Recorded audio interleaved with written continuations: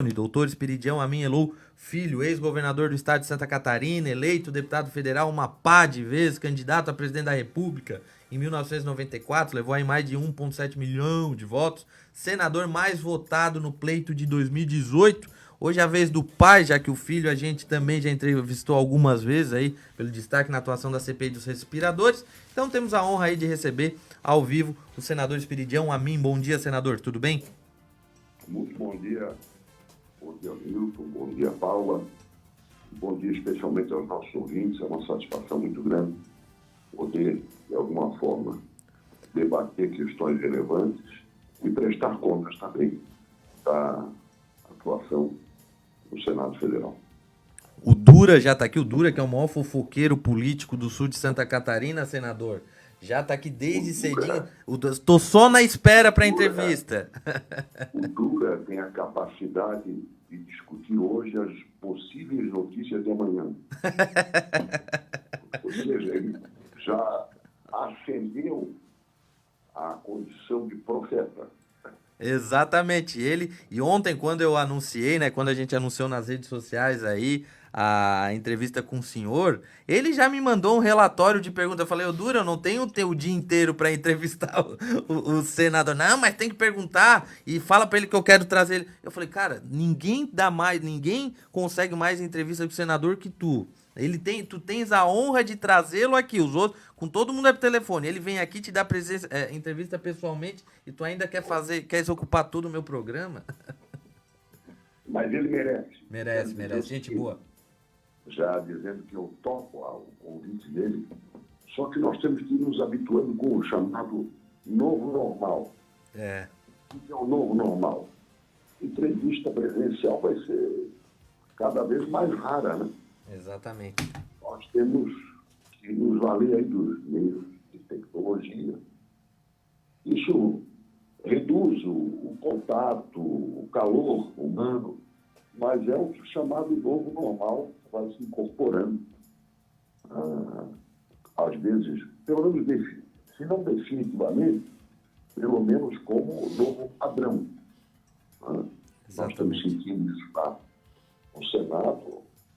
A discussão fica mais pobre nesse regime remoto. Situações mais complexas são de difícil debate. No caso do Senado, não existindo as comissões técnicas, elas não estão funcionando. E elas têm que ser presenciais. Nós não temos ainda uma nova fórmula. Então, esse novo normal vai ter que se normalizar. Ele está meio capenga ainda. Mas fica sempre o convite aí do nosso querido Dura, o que dura. Isso é verdade. Um abraço aqui pro meu amigo Haroldo de Oliveira Silva, o Dura, que hoje está aqui na Rádio Tubá, não está mais na Bandeirantes. E abraço também a todas as emissoras aí. Senador, eu acompanhei uma discussão em que o senhor criticou de forma veemente, a questão da falta de insumos para o tratamento da Covid, né? Já que é necessário para fazer a intubação. Você criticou, coincidentemente ou não, dias depois os insumos chegaram. Hoje aqui em Santa Catarina, o Ministério Público solicitou que o Estado fizesse um relatório, o Estado disse que os hospitais estão abastecidos. Eu, particularmente, fui no Hospital Nossa Senhora da Conceição, conversei com algumas pessoas, a realidade não é essa. Enfim, nós estamos perdidos no meio disso tudo, a gente não sabe para onde correr. Tem algo de concreto em relação a esses insumos aí do governo federal? Porque nós estamos perdidos, senador. Não. Eu aí quero dizer que ontem, também por requisição minha, o requerimento que eu havia feito antes, o ministro da Saúde participou com toda a sua equipe, a partir das 10 da manhã de ontem, desde um pouquinho, numa reunião da Comissão de Acompanhamento das medidas orçamentárias e de logística do combate à Covid e nos deixou razoavelmente tranquilos a respeito do chamado kit de intubação, que são os anestésicos, incluindo a morfina. São vários itens que fazem parte desse chamado kit kit de intubação, que foi o motivo do nosso quase desespero no começo do ano de julho. Quero lembrar, quando o presidente Bolsonaro esteve em Florianópolis, na região, para acompanhar os efeitos do furacão chamado Ciclone Bomba, não foi um furacão, foi um Ciclone Bomba, Sim. dia 4 de julho, eu fiz esse apelo pessoal, reiterando os apelos que tinham sido feitos no dia 1º, dia 2, no dia 3 de julho, às autoridades federais. Foi feita uma mobilização, havia realmente um buraco na logística, e esse material chegou efetivamente a Santa Catarina no dia 18 de julho. O ministro da Saúde esteve aqui no dia 22 de julho, e também com a sua equipe houve uma reunião com o governador, com o secretário da Saúde, com os demais senadores, alguns parlamentares, com o governador. E de lá para cá, nós continuamos monitorando. Por isso eu fiz um novo requerimento. E ontem, eu suponho que essa reunião tenha sido gravada, e eu posso disponibilizar isso para vocês, mas, acima de tudo, posso afirmar o seguinte.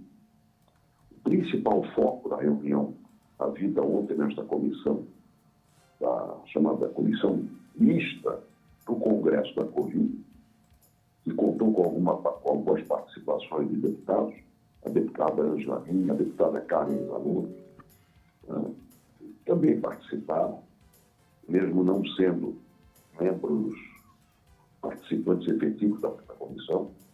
O ministro nos tranquilizou, porque anteontem foi fechado o pregão nacional e prevaleceu a minha tese. Vocês já imaginaram se na vacina comum, da gripe, hoje comum, cada prefeitura fizesse uma licitação para comprar a vacina? Tá doido. Nesse país, o que ia dar de CPI, ou seja... É só fazer a comparação com os respiradores, né, senador? Não, exatamente. Então, os respiradores foram por isso. Em fevereiro, então, o ministro Mandetta anunciou que o governo federal ia distribuir 15 mil respiradores. Aí veio um episódio, ainda não esclarecido, de que o primeiro avião que ia trazer esses respiradores teria sido sequestrado, entre aspas, pelo governo americano. O vendedor teria pago uma multa e vendido entregue os respiradores que seriam para o Brasil. Os Estados Unidos, o fato é que os respiradores que o governo federal distribuiria, ainda na gestão Mandetta, não vieram. Hoje, o governo federal já distribuiu quase 10 mil, 9.600 e poucos respiradores.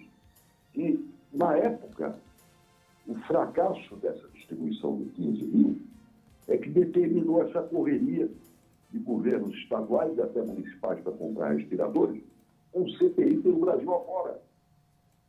E isso também estava acontecendo agora com os insumos. O ministro escreveu isso para nós.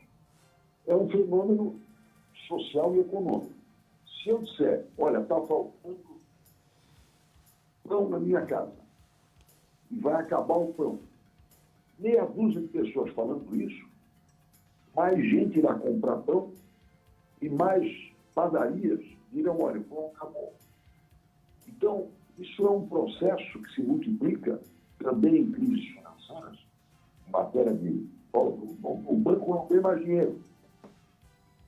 Isso o Ministério da Saúde conseguiu contornar agora com este pregão que adquiriu de 18 produtores, não todos nacionais, esses insumos para intubação, e é possível comprá-los ou requisitá-los à indústria. Então, houve uma evolução muito positiva para dar segurança nessa questão dos insumos. De forma que a falta eventual desses insumos está sendo contornada pelo governo federal e nós temos que ser justos. o ministro da Saúde não é médico, mas ele de logística entende. E nós estamos, eu tenho certeza, menos inseguros do que estávamos há 1 mês, 2 meses ou 3 meses atrás. Mas, senador, dá para acreditar, porque no Brasil nós temos um grande problema. A indústria farmacêutica, ela trabalha como bem entende, entrega. Nós vivemos aqui uma realidade de farmácia básica, enfim, em outras drogas que é difícil trabalhar. Os caras compram, às vezes não entregam e falam, ó, nós não vamos entregar, vamos entregar só daqui 1 mês. Dá para acreditar que a coisa vai acontecer? Não, há outra coisa pior. Quando uma instituição de menor porte faz a licitação, ela resta deserta, como se diz. Exatamente. Não aparece componente.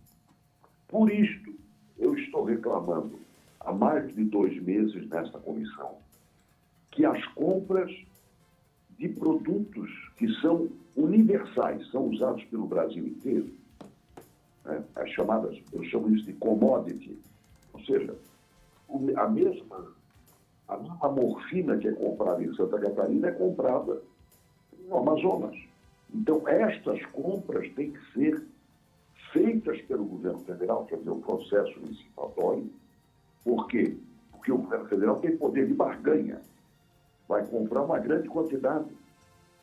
E, consequentemente, o preço cai, a segurança jurídica é maior e a logística é resolvida dizendo quais são os locais de distribuição de lotes desta compra. Eu contei até ontem uma história, você vê que, vamos fazer a comparação.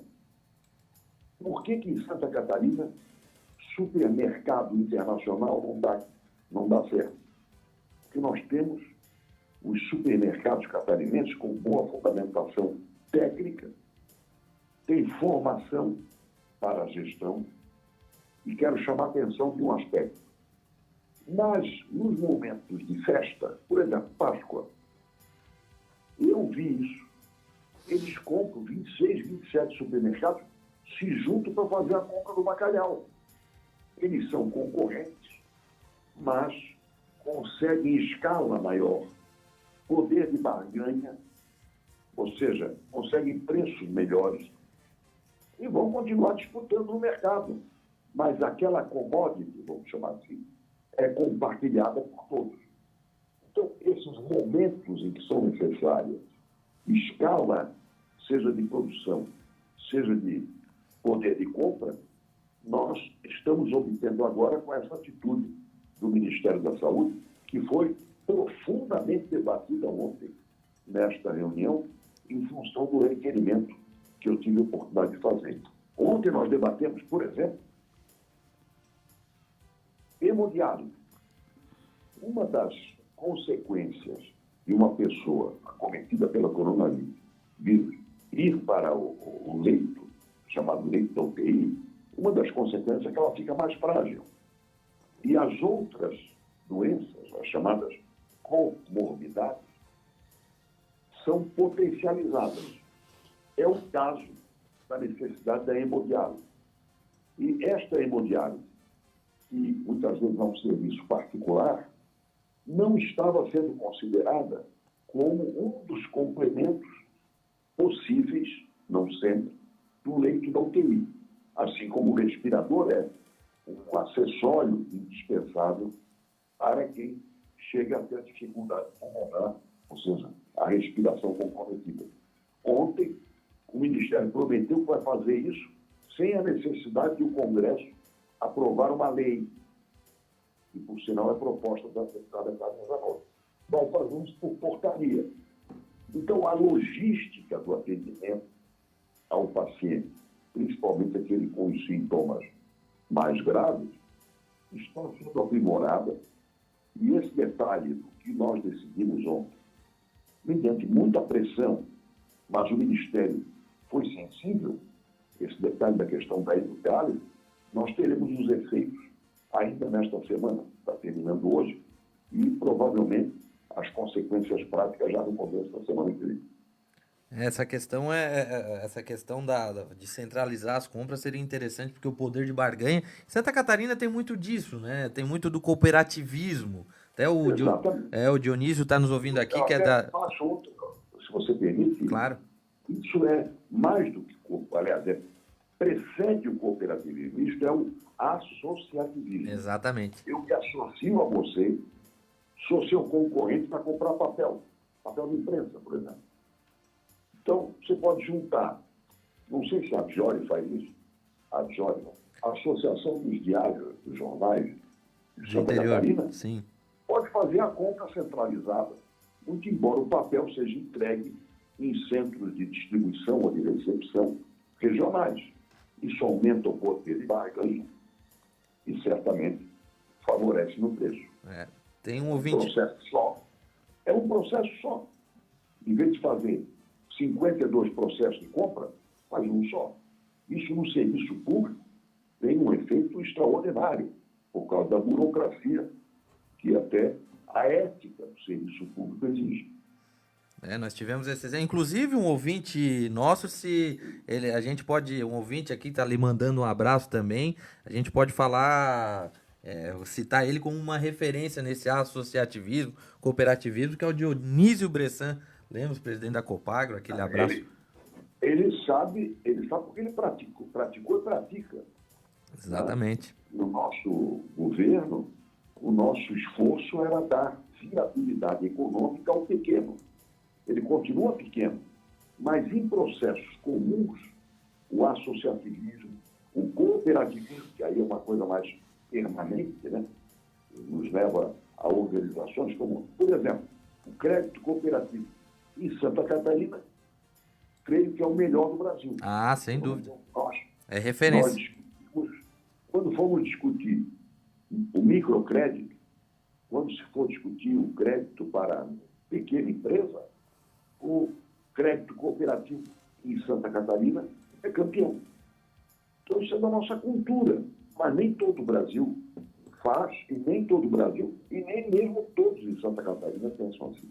Exatamente. Bom, vamos mudando um pouquinho o rumo da prosa, senador. O senhor também, a gente viu aí que nos últimos dias o senhor estava pé da vida, com razão, né? Se não, se fosse legal a questão do aumento do pedágio da BR-101 Norte, se fosse legal, ainda assim seria contraditório pelo momento que a gente vive, pela sensibilidade no momento que nós vivemos, né, senador?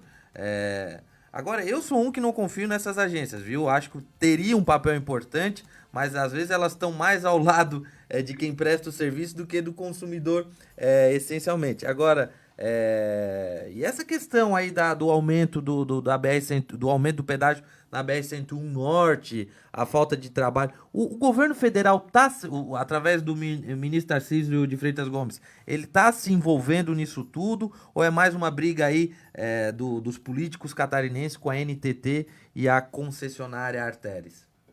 Bom, primeiro, eu tenho essa briga gloriosamente, para conforto da minha consciência, há mais de 7 anos. Em 2013, eu entrei com a única ação popular da minha vida contra a concessionária, contra a NTT e contra o então Ministério dos Transportes. E a estação popular está tramitando ainda. Não houve uma decisão, mas ela não está encerrada. E eu estou aguardando o desfecho disso para informar ao ministro relator do TRF 4 quais são fatos novos. Mas eu tenho um fato novo bom de ontem à noite. Ontem à noite, conversando com o ministro relator do Tribunal de Contas da União, e essa é a primeira declaração que eu faço pública. Opa!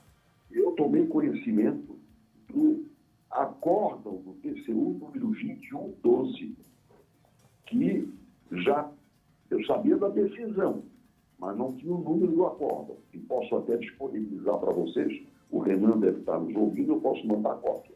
Ah, quero sim. O acórdão 2112 do TCU convalida o despacho do ministro Raimundo Carreiro, datado de 5 de agosto, que sustou tanto o reajuste quanto o contrato objetivo. Ou seja, no dia 4 de agosto, o ministro, inclusive, reclamou, portanto, ele faz parte da parte, a NTT, a concessionária e o Ministério anunciaram um aditivo de 940 milhões, ou seja, um aumento no contrato de 940 milhões, e um reajuste na tarifa de 2,70 para 3,90 para custear essas obras do aditivo. Essas obras decorrem da mudança de traçado, que tem que ser investigada, e eu exijo isso. Por que mudou o traçado? Mudou o traçado por uma série de fatos, inclusive pelo aproveitamento de um terreno da penitenciária que o governo do Estado doou para a Prefeitura da Palhoça, foi privatizado e sobre ele foi construído um conjunto habitacional. Isso lá em 2008, 2009.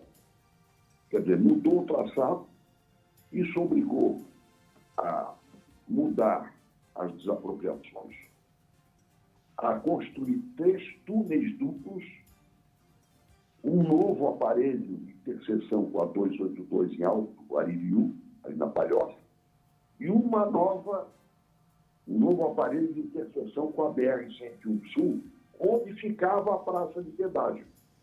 Quem já passou por ela, a Praça de Pedágio foi desativada em 2011, 2012, mas era naquela área que ia sair, que vai sair, agora um pouco ao sul, perto do Rio Cubatão, o traçado do contorno.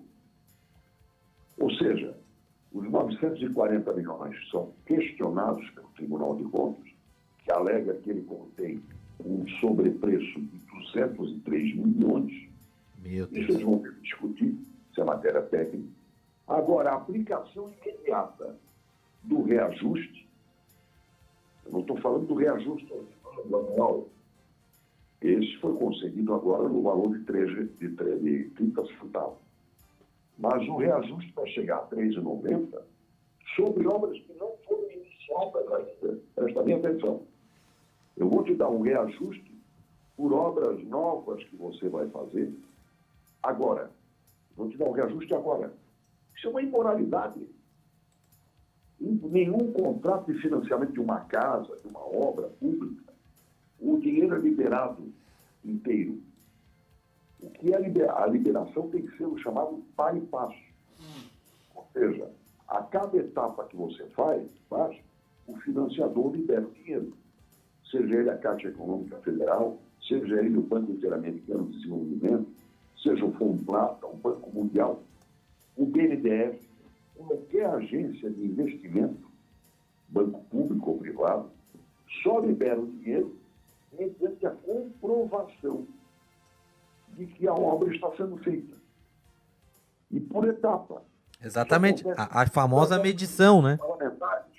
Aqui, quando nós fazemos uma emenda para ajudar o município a fazer uma obra de pavimentação, se for de mais de 250 mil, o dinheiro vai gradualmente à medida em que a obra vai sendo feita. E a própria Caixa Econômica, que é o agente repassador do dinheiro, vai lá e faz a fiscalização.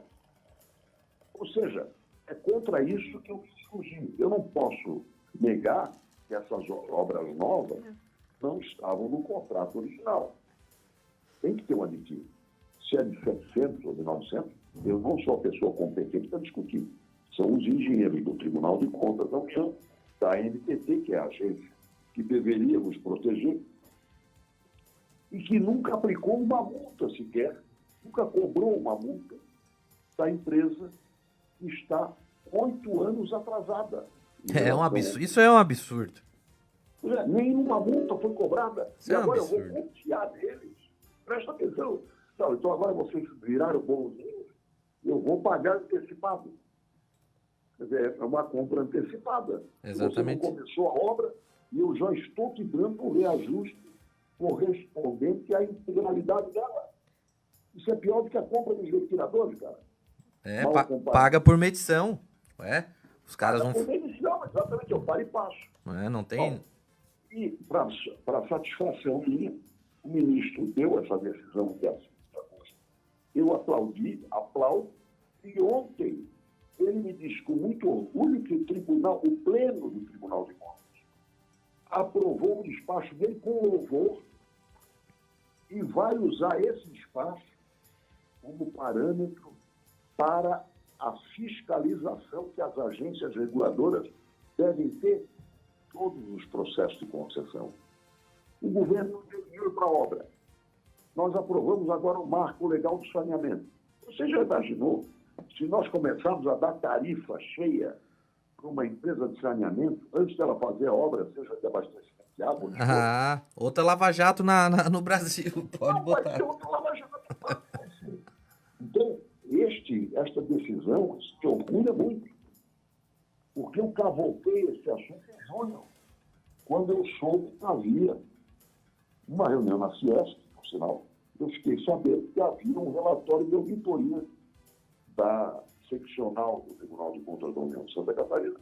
Fui atrás disso, mandei um ofício para o ministro em 15 de julho e foi em função disso que ele deu o acórdão. Ele foi lá, deu o relatório de auditoria e tudo isso estava apontado pelos técnicos do Tribunal de Contas da União, que eu nem conheço. Mas foi uma informação que eu prestei a ele no dia 21 de julho, que permitiu que ele desse esse despacho no dia 5 de agosto, e o Pleno do Tribunal, no dia 12 de agosto, referendou isso como emblemático para o Brasil, para todos os processos de concessão. Ou seja, qualquer reajuste, qualquer aditivo, só será liberado mediante a execução. O que, aliás, duas resoluções da NTT, que eu me dei o trabalho de ler, 3.651 de 2011 e 5.859 de 2019, impõem os aumentos de obras. Isso pode acontecer, um contrato vivo. Né? Necessidade surge. Você tem uma empresa que se instala, tem que fazer uma nova interseção, um novo acesso. Isso acontece, a vida é dinâmica, graças a Deus. E nós queremos crescer. Mas não se pode pagar antes da execução da obra. Ou seja, a efetivação tem que ser feita à medida em que a obra seja executada. Se estas obras que eu estou falando vão se desenvolver ao longo de 6 semestres em 4 anos, começando pelo segundo semestre de 2020 e terminando no primeiro semestre de 2023, claro, nos 2 semestres de 2021, nos 2 semestres de 2022, você pode fazer 6 etapas, uma por semestre. Executou, reajusta a tarifa correspondente àquele investimento efetuado e comprovado pela concessionária. Proporcional. Isso é moralidade. Exatamente. E nós conseguimos, com esse caso aí da 101, um padrão de moralidade e segurança jurídica. Mas segurança jurídica também para nós. E no caso dessa concessão não teve nenhuma. Essa obra do controle deveria ter sido entregue em fevereiro de 2012. E é por isso que eu entrei com a ação na Justiça. Então eu fico muito satisfeito. Estou transferindo para vocês, sabe, a satisfação. Eu não sou executor da obra, mas eu tenho a obrigação de fiscalizar pelo povo que me deu, através do voto, o direito e o dever de representá-lo. É isso aí. O papel e é uma bandeira sua, como o senhor disse. Eu acompanho muito política, pedi muito voto para o senhor em 94, chorava quem falava mal do Amin quando o senhor foi candidato a presidente da República. E eu, depois disso, a gente sempre acompanhou a política e eu lembro muito bem dessa bandeira do senhor. Senador, vamos para a parte política da coisa. O senhor declarou aí durante essa semana que não é o momento de um processo de impeachment do governador Moisés, né? O senhor fala isso com base pela falta de embasamento do processo? O senhor fala isso pelo momento que a gente vive diante dessa pandemia, pelos dois? Qual é o seu sentimento em relação... Ah, e já o senhor teve uma reunião, acho, com a sua bancada na LESC, né? Queria saber se o senhor pode dar detalhes aí, qual foi o Olha, encaminhamento dado. eu falei sobre isso quando Santa Catarina tomou conhecimento de que tinha sido aberto o processo de impeachment com base em denúncia de pagamento de uma equivalência salarial para os procuradores do Estado, né, fazendo-os ter uma remuneração igual ao dos procuradores da Assembleia. Ora, esse pagamento foi feito no final do ano passado, portanto, não é um fato da pandemia. É diferente da CPI dos respiradores. CPI dos respiradores, que nós vamos ler agora. Eu nem sei se foi lido já o relatório. É terça-feira. Vai ser lido o relatório. Então, a abertura desse processo de impeachment, entre outras coisas, diz que a CPI é irrelevante. Porque em todos os lugares do mundo que eu conheço, se abre uma CPI, é dela que brota o conjunto de informações que irão ao Ministério Público para dar o impacto da notícia e a justificativa de um processo de impeachment. O qual foi assim. A Dilma foi assim. Houve uma investigação. No caso da Dilma não houve CPI, houve uma investigação. Mas o presidente Collor, houve a CPI do PC, e foi daí que brotou o tal-chefe da Fiat Elba, né? E em função disso se criou o ambiente político para o impeachment. Neste caso, nós temos, primeiro, o processo que justificou a abertura deste impeachment. Esse processo subiu no telhado, né? Ou não é verdade? Está no telhado ou não está? Tá. Está no Supremo. Ou seja, o rito estava errado, ou não estava errado, pelo menos está sendo questionado. Aí temos a CPI e temos mais um pedido novo de impeachment, como diz o jornalista Moacir Pereira, que é o pecando e eu respeito, né? Agora mais robusto. Quer dizer, então o primeiro não era robusto. Como é que é isso? Então existe muito mais um desejo do que um fundamento. Essa é a minha visão política. Agora, eu não sou agora, eu sou político, fui governador. E não sou irresponsável para deixar de ter opinião sobre o fato político. Tenho opinião, sim. Eu acho que, neste momento, estou falando do processo que existia quando fui indagado. Só tinha um processo. Era o processo do tal pagamento de uma equivalência de remuneração para os procuradores do Estado, que defendem todo o Estado. Defendem em ações judiciais, tanto o judiciário quanto o legislativo. Não sei se você sabe disso. A Procuradoria-Geral do Estado, como diz o nome, ela representa o Estado de Santa Catarina. Os advogados da Assembleia, todos os advogados que têm o Tribunal de Justiça, não têm essa competência. Se tiver um processo tramitando que envolva a Assembleia Legislativa, num órgão superior da Justiça Brasileira, quem defende a Assembleia é a Procuradoria-Geral do Estado também. Então, que isso fique bem claro. Foram eles que lutaram, por exemplo, pelos royalties do petróleo. A Procuradoria-Geral do Estado salvou o Estado de várias condenações. Só que no meu primeiro governo, nós livramos Santa Catarina de pagar uma desapropriação falsa no Parque do Rio Vermelho. Eu tenho o maior apreço pela instituição Procuradoria-Geral do Estado. Meu último Procurador-Geral do Estado foi o doutor Walter Zinguelli, que é um orgulho para a advocacia do meu Estado.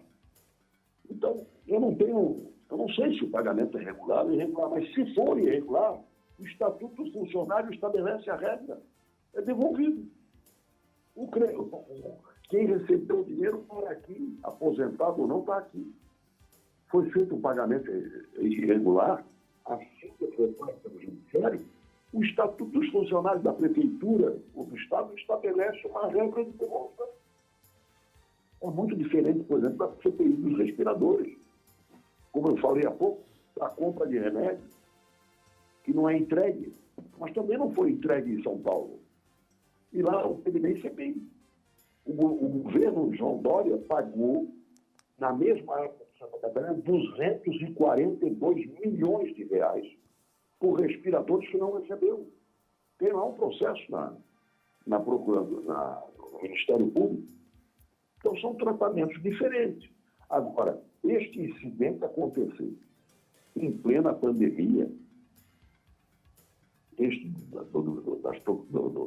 envolve a Procuradoria-Geral do Estado, é você trazer para dentro de uma crise mundial um assunto pontual que pode ser resolvido de outra forma, sem criar essa instabilidade política. Agora, a fragilidade política do governo, isso eu não vou discutir.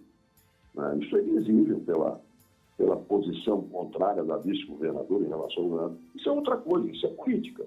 Sim. Agora, eu estou falando do movimento que Santa Catarina vive e vivia quando me fizeram a pergunta. Eu vou dizer que não sei de nada? Claro que sei. É um drama a mais para o povo catarinense que está vivendo o pior momento da pandemia. Nós estamos vivendo um momento de crescimento de mortes. É o pico do Mandetta, né? Estamos no pico do Mandetta. É o pico do momento frio. Quer dizer, neste momento, eu vou fazer tramitar, e é a prioridade da política de Santa Catarina hoje, uma discussão se foi pago ou não foi pago, não que isso seja relevante, mas não é oportuno. Isso pode ser resolvido a qualquer momento. Não existe decisão judicial definitiva sobre o assunto. Eu nem sei se o governador... Eu nunca participei da elaboração de folha, não sei se agora ele participa. Eu duvido que tenha algum despacho do governador mandando incluir na folha isso. Isso é um processo diferente e hoje muito mais deliberado em compras. E eu repito, se eu tiver recebendo R$1.000 a mais, até mesmo que seja por má fé aí tem um processo penal contra quem recebeu, ou contra quem determinou. Mas se eu tiver recebendo R$1.000 a mais, e pode ter em qualquer prefeitura, você vai ter que devolver em parcelas. O Estatuto do Funcionário Público de 1970, há 50 anos já previa isso. Devolve. Quem está devendo, por ter recebido a mais, tem endereço, tem vínculo empregatício, se já tiver aposentado, continua recebendo aposentadoria por conta do governo. Então, eu acho que é uma coisa absolutamente discutível em termos de oportunidade.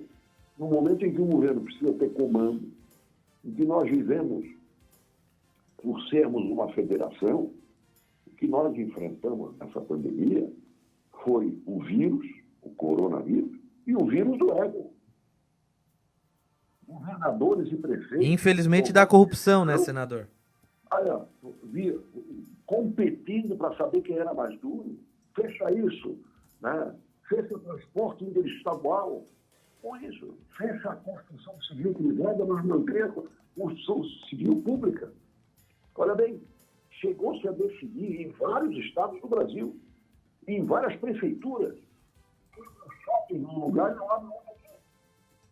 Fecha o shopping de Florianópolis e abre o de São José. A distância. Aqui, onde eu moro, vou abrir, que é no continente. Aqui, na minha visada, está Campinas, São José, Cobração. Quer dizer, ali pode abrir o shopping, aqui não pode. Isso é um vírus do ego. Teve a situação dos times também, né, ô senador? Os prefeitos da Grande Florianópolis, sabe quando é que fizeram a primeira reunião para discutir transporte e medidas sanitárias? Em final de julho. Meu Deus. Mas antes disso, tomaram decisões iluminadas. Aqui fecha tudo. E fecharam em pleno verão, ou pelo menos na primavera, quando o pico é agora. E agora tem que abrir, porque ninguém aguenta mais fechado. Então, houve erros. Eu não estou dizendo que isso foi feito de propósito, mas o vírus do Ed campeou pelo Brasil afora. Ou seja, aqui comigo é assim, sem fundamento técnico. Muitas das medidas tinham fundamento técnico, mas outras tantas não tinham. Esse exemplo do shopping está aqui na minha cara. O shopping de São José funcionava e o shopping do lado de cá não funcionava. Falta de diálogo. Só foram conversar em julho. Isso não é o vírus do ego. E o vírus do ego não vai ser debelado por vacina nenhuma, porque ele sempre estará presente na nossa vida social e política. Então, eu acho que o problema da Assembleia, como é que a Assembleia vai votar, eu não vou interferir nisso. Cada deputado tem que responder perante a sua consciência e perante seus eleitores. Assim como eu respondi e apanhei bastante quando votei o impeachment do Collor e quando votei o impeachment da Dilma. Então, eu não posso censurar ninguém. Cada um tem o seu direito de fazer de acordo com a sua consciência. Agora, ninguém vai me dizer que isso é oportuno e essencial, porque houve uma imoralidade. Não. Se houve uma imoralidade, tem que haver uma decisão judicial. E, neste caso, o que vai acontecer com o relatório da CPI? O relatório da CPI vai ser enviado ao Ministério Público, que já está atuando no caso dos respiradores. Aliás, atuando de maneira brilhante e atenta, porque dos tais 33 milhões pagos indevidamente, e aí foi irregular, não tenha dúvida, 11 milhões foram recuperados e uma parte a mais depois, graças à ação do GAECO, né, que é um grupo organizado em Santa Catarina, e que envolve o Ministério Público, envolve a Polícia Civil e, quando necessário, o Judiciário, que é quem autoriza a prisão. Quem autoriza a prisão é o juiz, dependendo do status, né, do foro. Do foro a que esteja vinculado paciente, vamos chamar assim.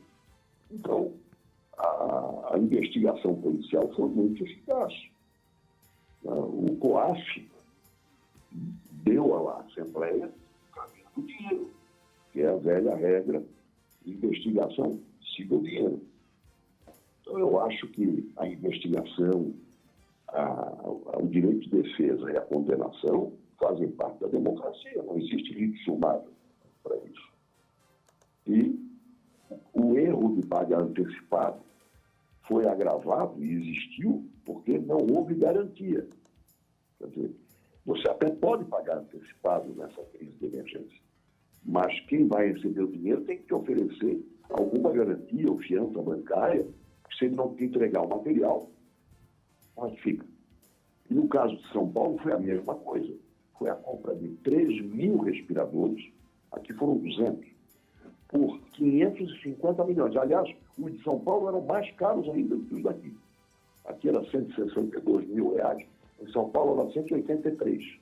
Está todo dia o Major Olímpico denunciando isso. Só que lá não abriram o CPI. Aqui eu acho que a Assembleia fez bem. Havia um fato determinado, mesmo que haja uma investigação, faz em paralelo. É um fato determinado que é essencial para a Constituição constitucional, ou seja, para criar constitucionalmente uma CPI, precisa de fato determinado. E aqui, sem dúvida alguma, o fato determinado existiu. Para a gente caminhando aqui para o final, passamos um pouquinho aqui do tempo previsto, senador, o senhor deve ter muito compromisso hoje. Essa questão, na questão, muita gente aqui questionando a situação do STF. O STF não é uma instituição que está nas graças do povo aí por algumas medidas nas últimas semanas, né? Muito se fala em impeachment, né, de ministro, muito se fala em retirada, muito se fala de uma ação sobre o STF. Qual o seu posicionamento sobre essas últimas decisões polêmicas do nosso Supremo?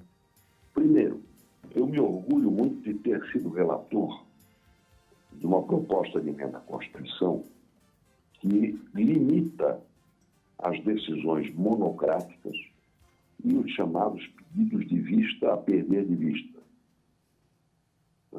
Infelizmente, nós conseguimos só 38 votos. Essa emenda constitucional foi elaborada pelo senador Oliovisto. Eu me empenhei muito, nós conseguimos só 38 votos, 15 votos contra, ou seja, o presidente do Senado botou para votar no dia que o quórum estava baixo. Para aprovar uma emenda constitucional, você precisa de 49 votos. Só 53 votaram. Então... Malandramente. É um jogo de carta marcada, vamos ser bem claros. Segundo, eu assinei a CPI da toga, assim chamada, depois que o senador Alessandro Vieira incluiu no requerimento fatos determinados, que na primeira tentativa não tinha. E até sugeri a ele. Os fatos determinados são todos eles ocorreram em função de decisão monocrática de um ministro só, e em função de pedidos de vista que não tem prazo para ser resolvido. Então, eu não tenho tido uma atitude passiva em relação àquilo que eu considero exagero de uma autoridade, seja ela do Supremo, seja ela de outro lugar. E vou agora, assim que eu reabrir a sessão presencial, como eu falei, nessa sessão remota ninguém vai discutir nada em comissão nenhuma, porque não pode. E nessa semana nós temos mais um senador acometido de coronavírus, o 11º. O número 11 é exatamente o presidente do Partido Progressista, Ciro Nogueira. Sim. O 11 pegou o 11.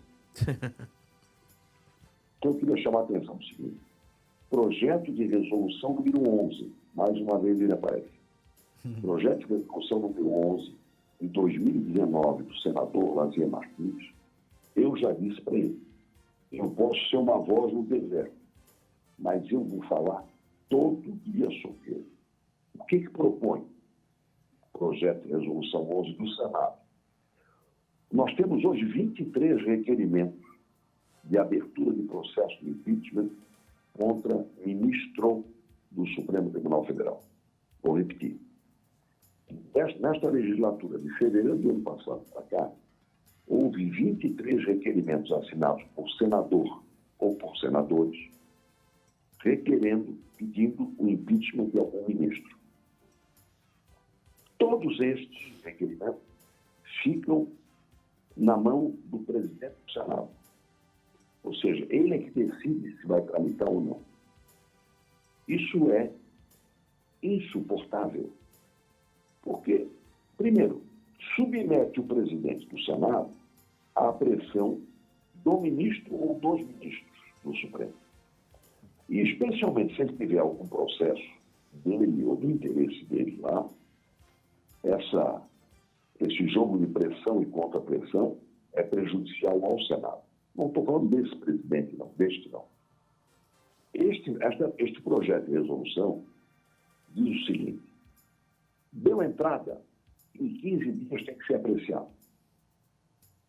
E eu pretendo acrescentar, e se tiver a assinatura de 41 senadores, tem que abrir imediatamente o processo de impeachment. Porque nunca foi aberto. E nunca foi aberto exatamente por causa desta regra que está em vigor. Depende do presidente abrir ou não abrir. Como o processo de impeachment também. Depende do presidente, seja da Câmara dos Deputados, seja da Assembleia Legislativa. Quer dizer, é muito poder concentrado e também muita vulnerabilidade que cai em cima de uma cabeça só. Não? São supremo demais, né? Funcionalmente, institucionalmente, isso está errado. E eu vou me empenhar, estou aqui assumindo compromisso público, já falei com o senador Lazier Martins, sugiro até que vocês façam uma entrevista para ele, pode dizer, olha, o AMIA pediu para o senhor explicar projeto de resolução número 11 de 2019. Vocês vão me prestar uma homenagem. Senador Lazier Martins, por que o senhor propôs isso? Porque o que eu vou fazer é defender a ideia dele e podemos até aperfeiçoar um pouco, né, exigir quórum, o mínimo de assinaturas. Tudo isso pode ser feito. O que não pode é continuar continuar ficando à mercê do presidente do Senado, qualquer que seja ele. Eu fui candidato. Mesmo que eu fosse o presidente do Senado, não é correto institucionalmente que fica dependendo, seja do Davi Alcolumbre, seja do Espírito Amin, tomar a decisão e tocar um processo e não tocar o outro. Que história é essa? Tem que ser uma decisão da casa. Assim como eu respeito as decisões do Supremo Tribunal Federal, posso não concordar com ela. Vou até mandar para vocês um discurso que eu fiz em novembro do ano passado, dizendo que o Supremo é que está infernizando o país, mudando decisões sobre prisão após segunda instância. Ele é que está criando insegurança jurídica. Já mudou 3 vezes de posição sobre o mesmo assunto, coletivamente. Mas se é tomada pelo Supremo decisão, eu respeito. Porque é uma instituição.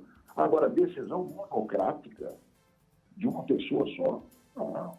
O poder não é do ministro do Supremo, nem do presidente do Senado.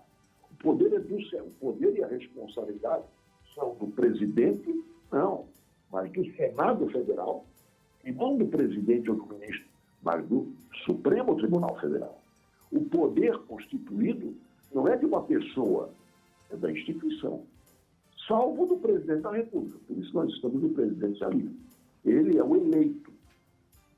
Bom ou ruim é o governador do Estado, é o prefeito, é o presidente da República, que são eleitos no sistema presidencialista para exercer monocraticamente o poder e a responsabilidade. Então, eu sugiro que vocês ouçam o senador Lazier Martins, que é um grande radialista de formação, e eu já manifestei aí. Reabrir o processo presidencial, que infelizmente está demorando, eu vou falar sobre esse assunto todos os dias. Vou ser um chato. Tem que ser mesmo. Espero que as pessoas que me ouçam hoje e que, se Deus quiser, vão me ouvir, pelo menos ajudem a dar suporte ao começo da solução do problema. Porque enquanto depender pelo regimento, que é o presidente do Senado que abre ou não abre o processo, o que eu posso fazer? Eu não votei nele. Pelo contrário, eu concorri com ele. Eu perdi para ele. Faltaram-me 2 votos para ir para o segundo turno. A paciência, isso já passou. Ele é o presidente. O que está errado é que o presidente do Senado tenha o poder de abrir ou não, de dar seguimento ou não ao processo de impeachment de um ministro supremo. Isso tem que ser do coletivo, do legislativo, no caso do Senado Federal. Tá certo. 9h01. Tá certo, né? Você concorda com o que eu falei? Concordo, não, concordo. Eu acho que tá na hora. Aliás, não, imagina. Não, a entrevista repercutindo. O Dura tá falando aqui que aula. Um abraço ao PP Colasso também, que tá mandando um abraço aqui pro senhor. O PP Colasso é o novo normal. É o novo normal, Nós realizamos, na segunda-feira, uma reunião virtual promovida pelo PP Colasso com os nossos possíveis candidatos a prefeito e alguns presidentes de diretório, exemplar. Parabéns, PP Colasso.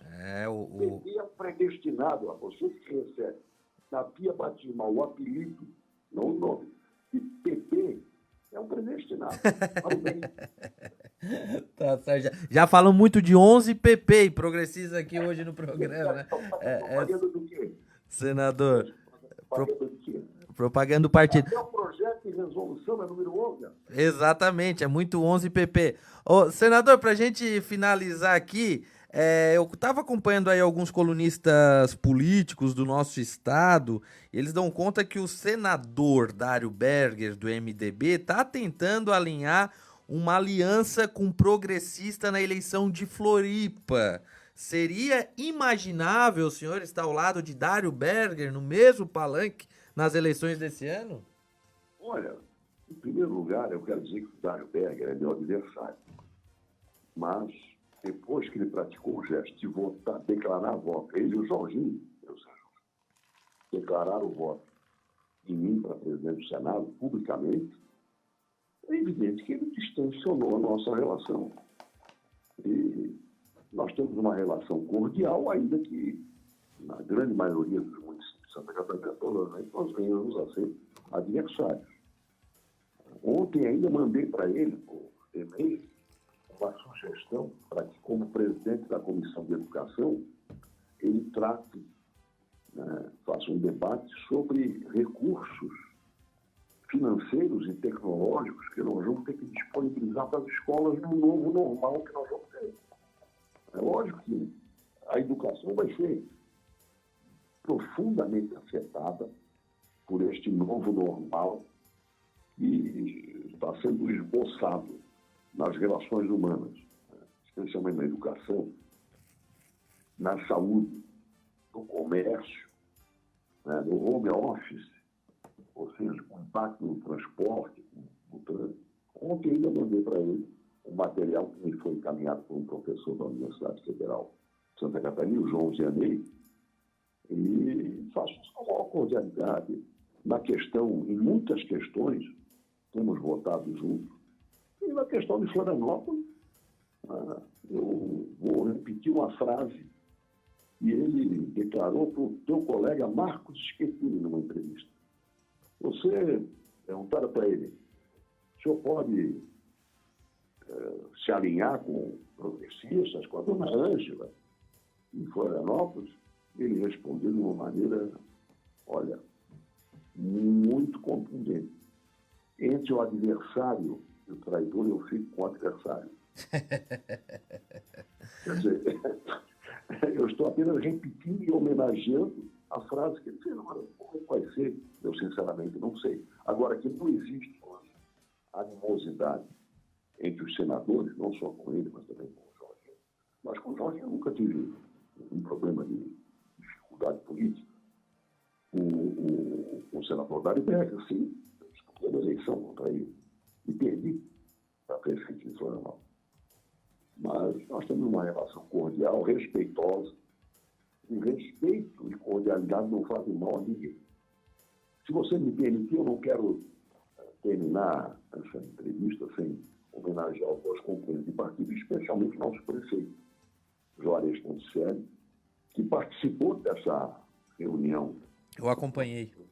Pelo PP Colasso, e tem feito um trabalho construtivo que nos orgulha como prefeito, que é da maior cidade dirigida por um progressista. E nessa questão específica da saúde, quando nós falamos sobre a necessidade dos insumos, o Hospital Nossa Senhora da Conceição está sendo um momento difícil. E eu falei 4 vezes sobre esse assunto com o ministro da Saúde. E vou continuar usando esse exemplo, porque a região de Tubarão, vamos chamar assim, se beneficia da gestão cooperativa que tem na vida dos prefeitos, e muito disso se deve à experiência política e de convivência com os diferentes, e o Juarez Ponticelli como orgulho nosso. Senador Espiridião Amin, já tem alguma definição sobre a eleição do Senado, presidência do Senado? Não. O senhor vai pro choque de novo, vai apoiar alguém, apoia o Alcolumbre, Cajuru? Olha, eu acho que nesse momento é uma eleição em que 81 eleitores votam. Se vai ficar fazendo campanha durante um ano, aí é muito egoísmo, não é oportuno. Né? Tá certo. Não discutir esse assunto hoje. Eu apenas mencionei que disputei com o Davi Alcolumbre para dizer que eu não sou íntimo dele. Né? Sim, sim. Eu não votei nele. Pelo contrário, disputei com ele. Mas isso não quer dizer que eu não tenho uma relação cordial que se materializa nas nossas sessões, na minha participação na reunião de liderança, enfim. Disputar é uma coisa, fechou a disputa, tem que conviver, render e prestar conta do que faz. Só precisamos abrir um pouquinho mais essas gavetas do Alcolumbre, porque tem muita coisa engavetada lá, senador. Tem muita coisa engavetada. Isso eu quero. Mas é melhor do que usar um pé de cabra é mudar a regra. Basta mudar a regra. É um projeto do Lazier Martins. E eu, mais uma vez, venho dizer, converse com ele. Grande abraço. Valeu, senador Esperidião Amin, senador mais votado de Santa Catarina nas eleições de 2018.